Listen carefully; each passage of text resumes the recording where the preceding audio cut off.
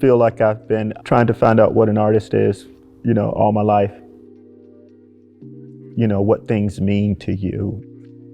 It's not just about creating some work to sell to someone. It's about expressing the ideas and views of your community, showing them things about themselves. I was born in South Georgia, very small town. I got my start really from drawing on the ground, in the dirt, drawing cows, cows are very patient, and attentive. If you sit and look at them, they will look back at you. I would also carve things, I guess you could call it whittling, or it's just with a pocket knife.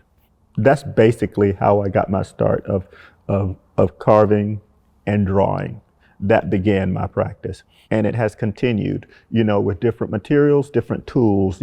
I work with the materials at hand.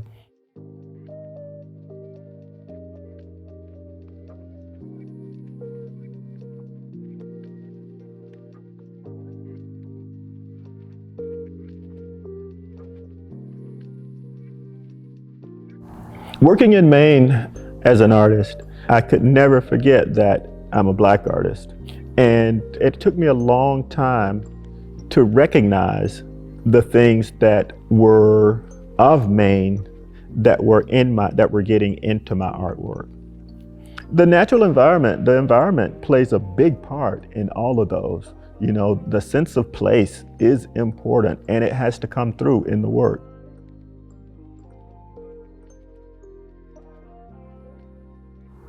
Well, the color blue for me has always, just set my mind spinning, set my mind moving. It's like blue, with the beginning of blue, there are endless possibilities in a way for me, because blue is what you see when you lay down in the grass and look up at the sky.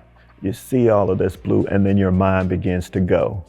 And I also enjoy the symbolic meaning of the blue as it representing the ocean and the mother of the waters, Yemaya, the mother of us all, the beginning of creation.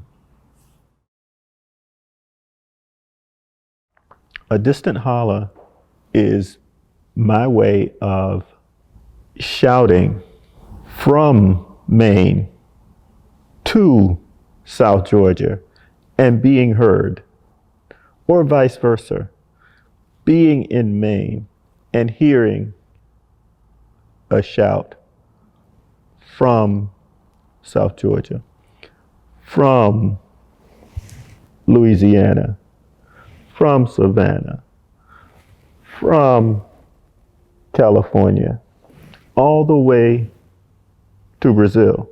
There's that distant holler that if you listen, you will hear. It's sort of a continuous piece that's ever changing. I disassemble it and reassemble it again, and it's different, but it's a distant holler just the same. And if you take one of the chapters and place it in front of on the other side of the other, the story will change, the flavor will change, the style may change a little bit, but it's still telling that story.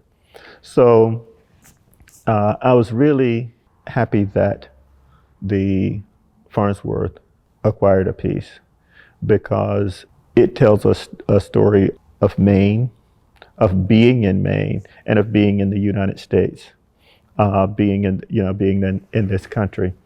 The piece involves the story of the transatlantic slave trade, the stories of childhood games and friends, of loneliness, of mythology, of buried African spiritualism within this piece. The people in the works that I do, they carry for me bits of home.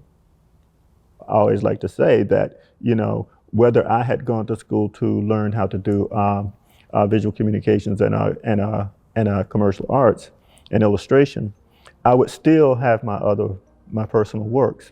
Even if I was back, in Ellaville driving a tractor every day, on the farm, I would still have my personal work. I would still do that. I would still do the making, the carving, and the painting.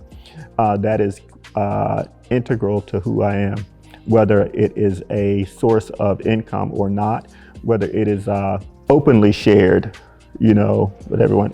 I still do this work.